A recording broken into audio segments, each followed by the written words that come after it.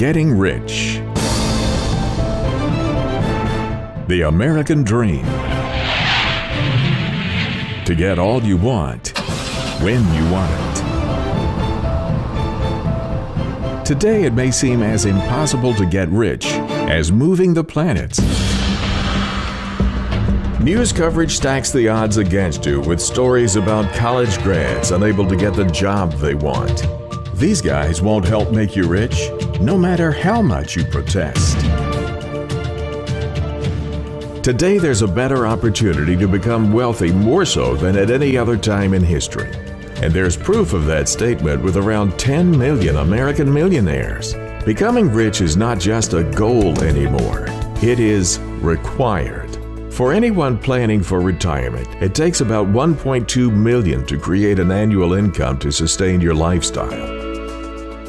The good news is, there are lots of ways to create personal wealth. It's your right to be rich. Getting rich isn't just for the latest high-tech genius. A surprising fact is that 12% of America's millionaires are educators. Job security and lifetime saving plans work.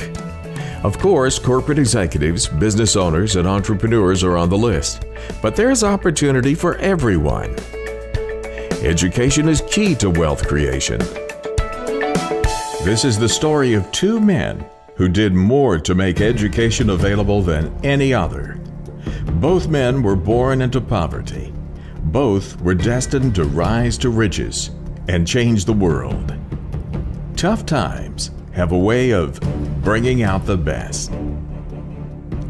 These two men, Andrew Carnegie, once the richest man in the world and one of America's iconic businessmen, and Napoleon Hill, the first major teacher of success principles, revealed the secrets that prove one thing: your right to be rich. You've been given an inheritance from the richest man on earth. Before he died, this legendary figure created an unusual will that gifted to you everything that you'll need to reach the highest levels of accomplishment possible. That will has been the basis for the life-changing works by Napoleon Hill. Napoleon Hill's works have touched millions worldwide. Today's philosophy of success teachers still use the research formulas taught by Napoleon Hill. It's 1850-something and a young man sits at his desk. The note he's writing to himself will change his life. It's also a message to millions of others that will reveal secrets of success for centuries to come. Before Andrew Carnegie became the world's richest man, he writes his purpose for his life on this page.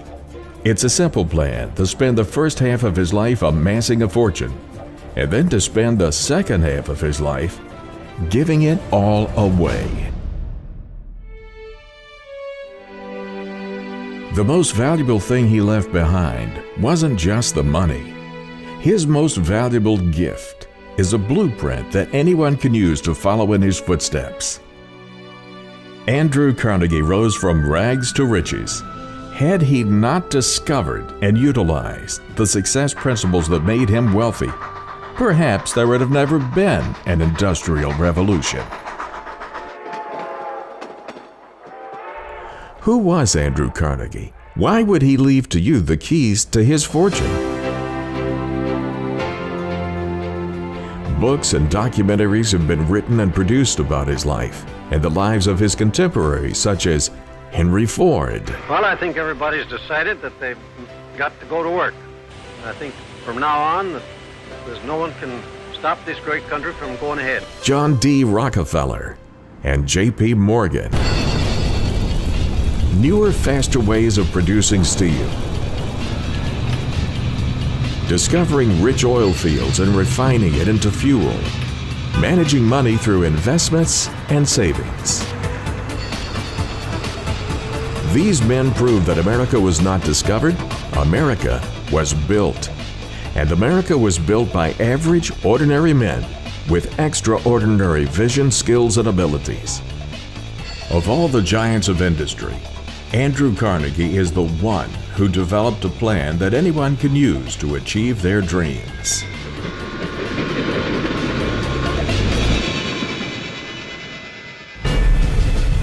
If Andrew Carnegie sat across from you today and asked, "Why do you want to be a millionaire?"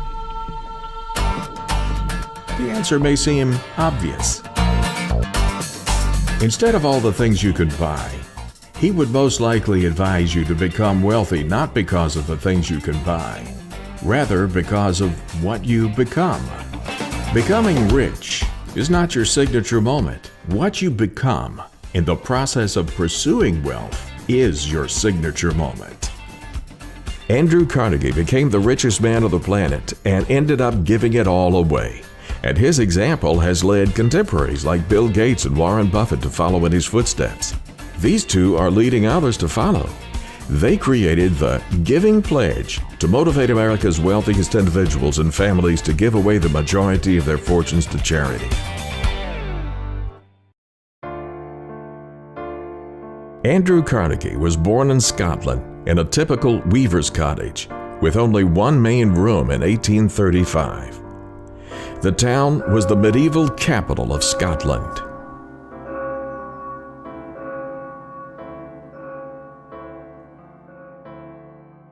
The city was also a center of the linen industry, and Andrew's father was a weaver, a profession the young Carnegie was expected to follow in. However, the Industrial Revolution that would later make Carnegie the richest man in the world destroyed the weaver's craft. When the steam-powered looms were introduced, hundreds of hand-loom weavers became expendable. Andrew's mother went to work to support the family, opening a small grocery shop and mending shoes. "I began to learn what poverty meant," Andrew would later write. "It was burned into my heart then that my father had to beg for work. And then and there came the resolve that I would cure that when I got to be a man." In 1848 Scotland, times were hard. Starvation was running rampant throughout the country. Thousands of miles away, another man was born into poverty. This man, as told by Napoleon Hill, would eventually cross paths with Andrew Carnegie. In 1883, Napoleon Hill was born in a log cabin on the Pound River in Wise County, Virginia. Napoleon Hill was born at a time when 1- and 2-room log cabins were typical. At the time of Hill's birth, elementary schools were only open about 4 months out of the year, and attendance was not required.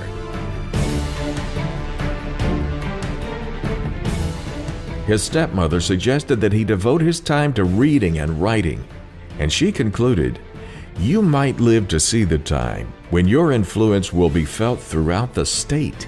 She didn't know at the time that her words would spark a fire in the young boy, that he would see his influence not only spread across the state, but he would influence generations around the world for years to come.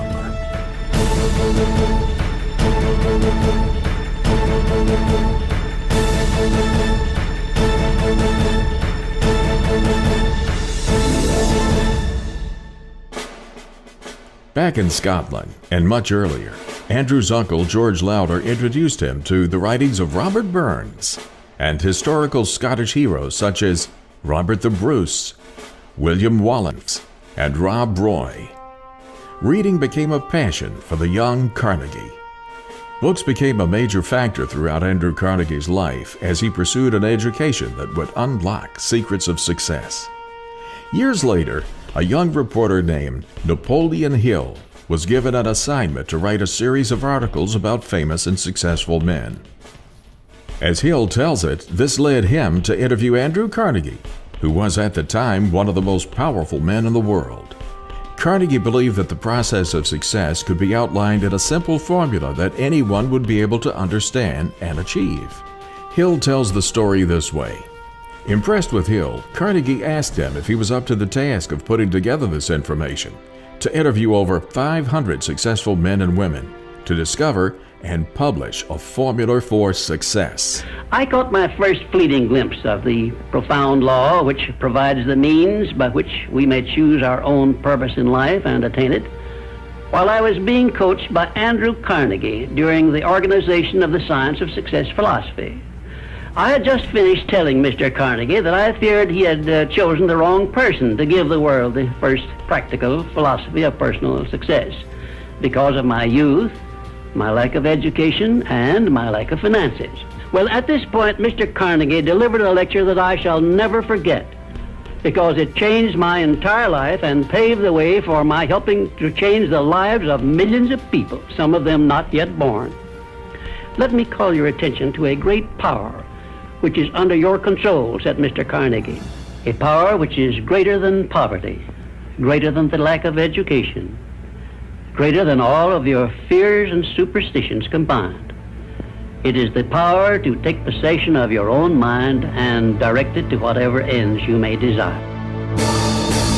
As a result of Hill's studies based on Carnegie's introductions, the philosophy of achievement was offered as a formula for rags to riches success. Napoleon Hill's life work has become the basis for the multimedia system called Your Right to Be Rich.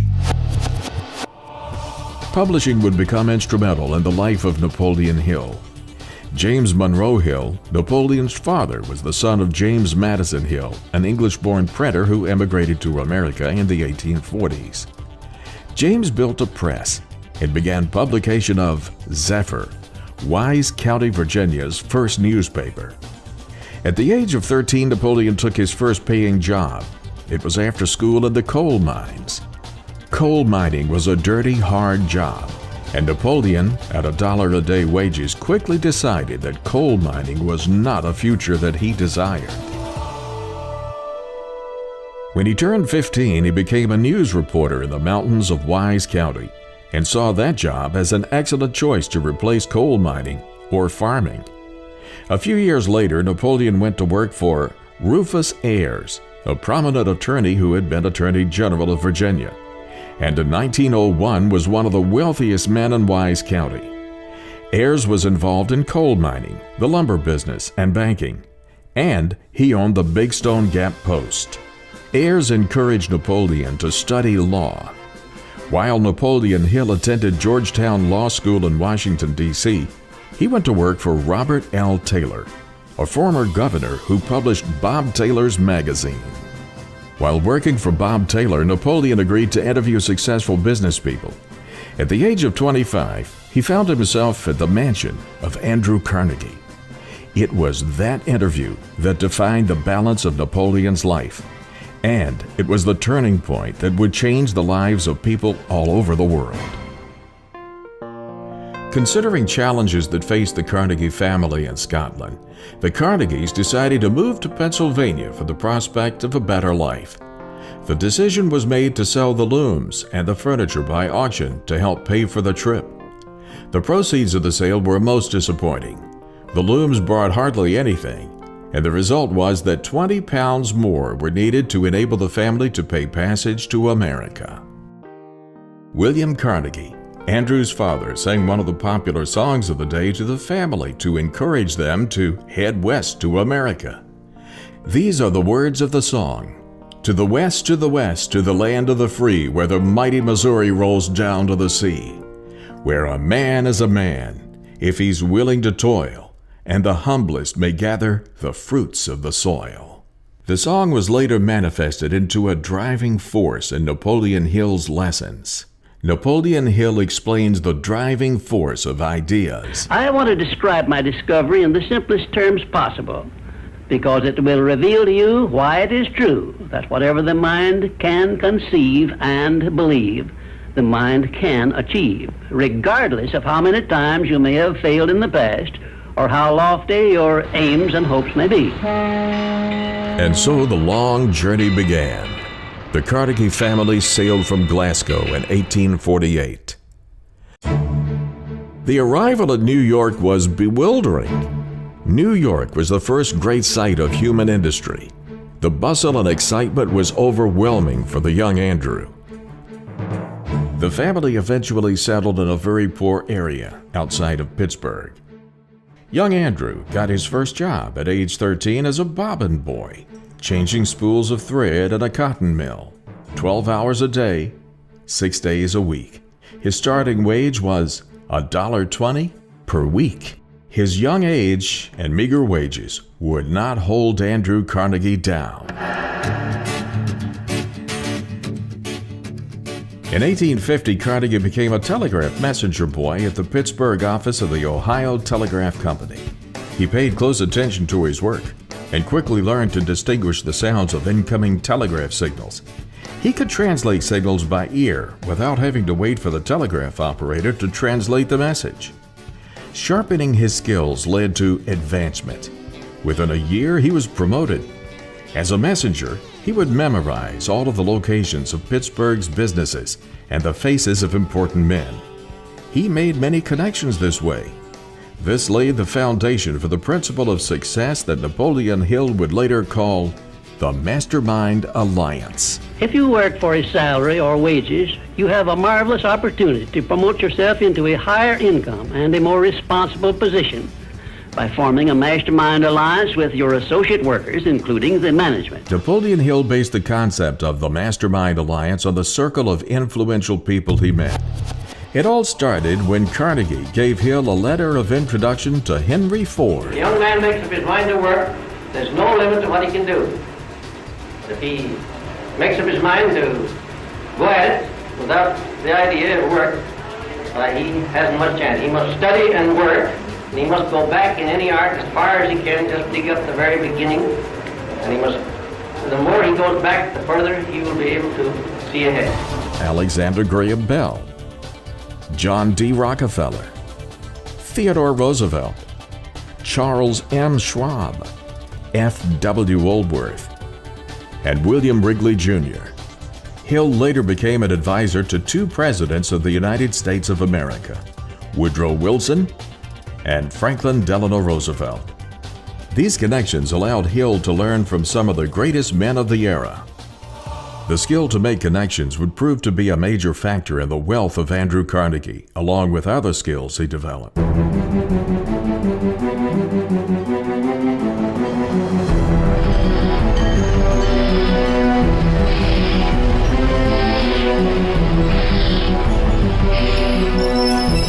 Through the young life of Carnegie, his willingness to work hard, his perseverance, and his alertness soon brought great opportunities to him. One of the men Carnegie met at the telegraph office was Thomas A. Scott of Pennsylvania Railroad. Scott was so impressed with the boy that he employed Carnegie. Carnegie advanced quickly through the company, becoming the superintendent of the Pittsburgh division. That would be vital to his later success. The railroads were the first big businesses in America, and Carnegie learned much about management and cost control. Scott also helped him with his first investments.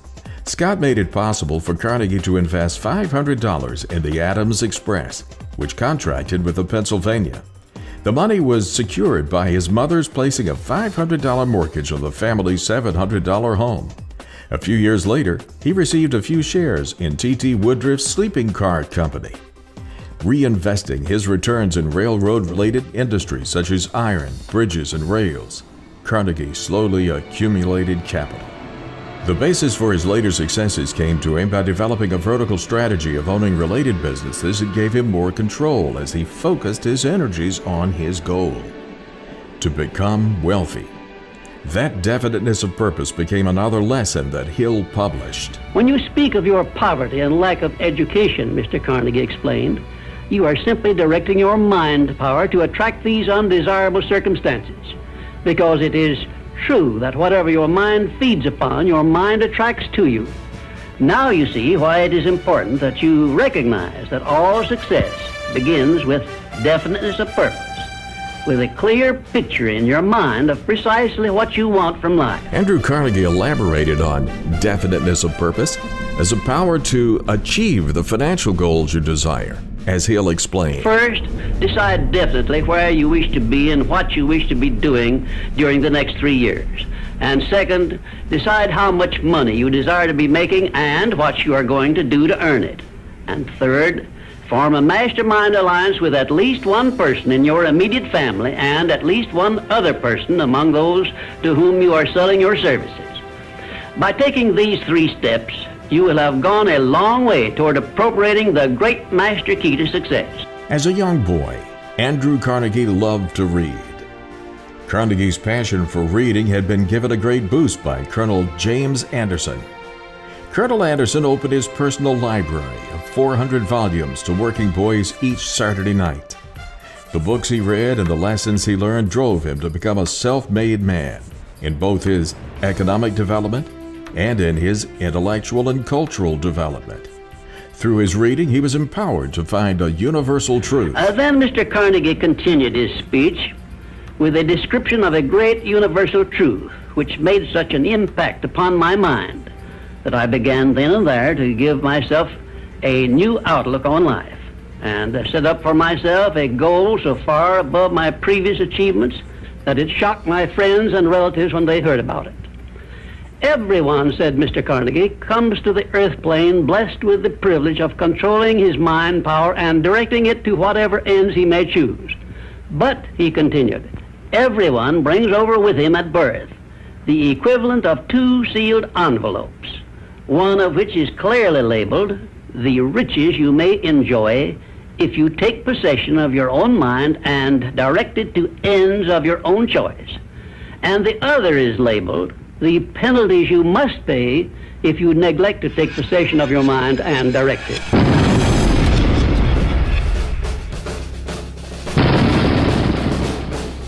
The Civil War created demand for iron products, such as armor for gunboats, cannon, and shells, as well as 100 other industrial products.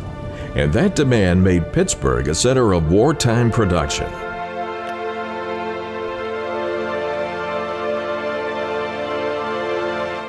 After the war, Carnegie left the railroads to turn his attention to the Keystone Bridge Company to replace wooden bridges with stronger iron ones. Steel was used for railway lines and girders for buildings and bridges. Carnegie made his fortune in the steel industry, controlling the most extensive integrated iron and steel operations ever owned by an individual in the United States. One of his great innovations was developing cheap, mass production of steel with the Bessemer process. The steel price dropped as a direct result, generating greater sales and millions for Carnegie. Even with all these successes, there were hard times. Carnegie had to overcome many challenges, even at his highest levels of success. One that impacted him for the rest of his life was his company's conflict with his labor force. During a severe period of national economic recession in the early 1890s, labor unrest was at its height.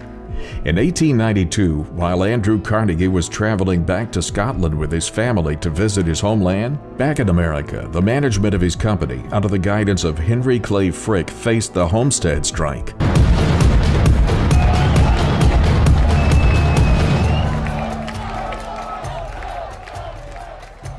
The Homestead Steelworks in the Pittsburgh area town of Homestead, Pennsylvania, between the Amalgamated Association of Iron and Steel Workers and the Carnegie Steel Company, also known as the Homestead Steel Strike, created a battle between strikers and private security agents. The battle was one of the most serious disputes in U.S. labor history. Carnegie managed to overcome adversities. That lesson is vital to success. Napoleon Hill later wrote, "Every adversity has the seed of an equivalent or greater benefit." Indifference cannot create a mastermind alliance for you. A negative mental attitude can bring you nothing but failure. Remember always, you are where you are and what you are because of your mental attitude in which you relate yourself to other people. Remember also, your mental attitude is the one and the only thing over which you have complete control. In 1901, Andrew Carnegie was considering retirement. To make this happen, he once again relied on his contacts. Control your mental attitude and make yourself friendly and agreeable with everyone with whom you are closely associated if you expect friendly cooperation in return. Carnegie also taught this principle, that a great business is seldom, if ever, built up except on the lines of strictest integrity. He has said it's not the letter of the law, but the spirit of the law that must be the rule. Always give the other party the benefit of the doubt. Success is something which has to be planned, and success is something which has to be earned in advance. True, there is such a thing as luck, but just remember that luck is something you can create for yourself if you know the rules and follow them just as I give them to you. Remember, too, that success in the higher brackets of achievement is something that can be had only by taking others along with you. And the best definition of success, which I know, is this. Success is the knowledge with which to get whatever you want from life without violating the rights of others and by helping others to acquire it. At that time, Andrew Carnegie considered John Pierpont Morgan as America's most important financial deal maker. J.P. Morgan knew how efficiently Carnegie produced profit. He envisioned an integrated steel industry that would cut cost, lower prices, produce greater quantities, and raise wages to workers. To do this, he needed to buy out Carnegie. So Carnegie wrote the asking price for his steel business on a piece of paper and had it delivered to Morgan. Morgan accepted without hesitation, buying the company for $480 million. "Congratulations, Mr. Carnegie," Morgan said to Carnegie when they finalized the deal. "You are now the richest man in the world." Carnegie spent his last years as a philanthropist. From 1901 forward, he devoted himself to charities. One of the most tangible examples is the founding of 2,500 or more libraries in the late 19th and early 20th centuries. These libraries stretched across the English-speaking world, including the United States, United Kingdom, Australia, and New Zealand. Carnegie spent over $55 million of his own wealth on libraries alone. It is said that Carnegie had two main reasons for donating money to the founding of libraries. He believed that libraries added to the nature of America. Anyone with a desire to learn could educate themselves and be successful in America, like he had been. Second, Carnegie believed that immigrants like himself needed to acquire the cultural knowledge of America, which a library would enable them to do. Carnegie has also donated money to schools all across the globe. He was one of the major benefactors of the Tuskegee Institute under Booker T. Washington for African American education.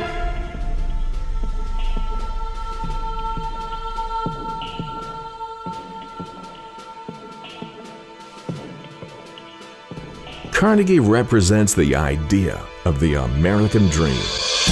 He was an immigrant from Scotland who came to America with nothing and became successful.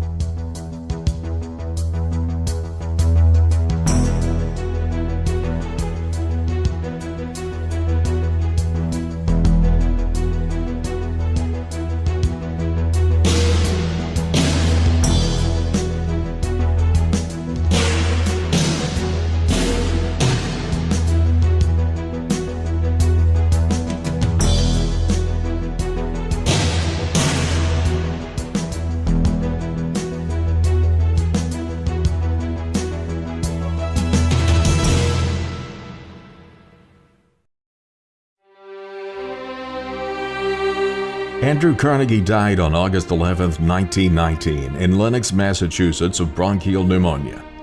He had already given away over $350 million. Andrew Carnegie discovered and shared his skills and knowledge with Napoleon Hill, who went on to create a remarkable multimedia course, Your Right to Be Rich. Through purpose, attitude, and the willingness to work for it, he taught that individualism, private property, the law of accumulation of wealth, and the law of competition are the highest results of human experience. He had a strong opinion against inherited wealth. Carnegie believed that the future leaders of society would rise from the ranks of the poor.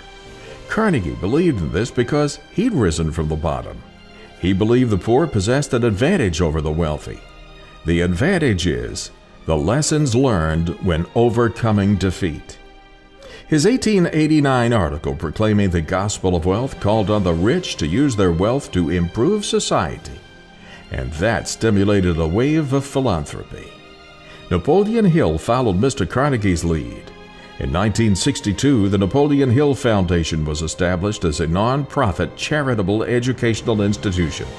It's dedicated to making the world a better place in which to live. Napoleon Hill died in November 1970. The American dream is still very much alive.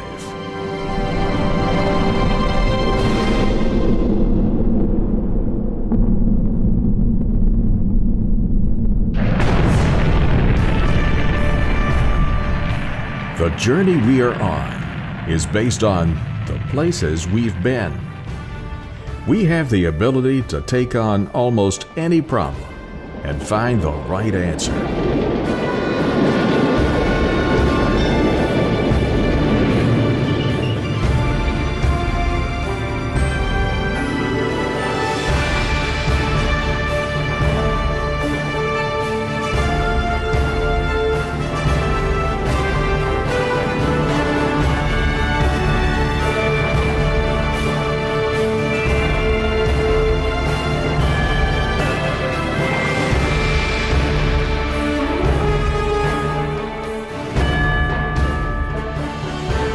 The same principles that made Carnegie wealthy are the same principles that drive success and wealth today.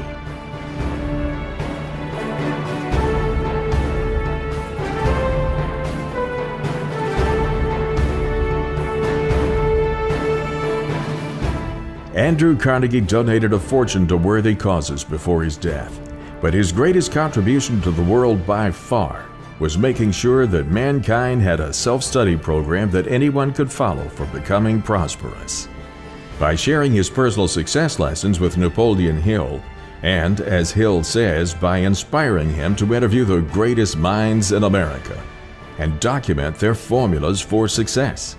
While I was being coached by Andrew Carnegie during the organization of the Science of Success philosophy. Andrew Carnegie became the father of the most comprehensive and proven method for becoming successful in the world. Because it changed my entire life and paved the way for my helping to change the lives of millions of people, some of them not yet born. To learn more about Napoleon Hill's findings, visit yourrighttoberich.com. I will show you how to write your own price tag, fix your own wages, establish your own working hours, and give yourself financial independence. Napoleon Hill believed that anyone can become wealthy. All that's needed is work and determination. With all of the wealth-building principles laid out by Napoleon Hill, all you need to do is reach out and take it. yourrighttoberich.com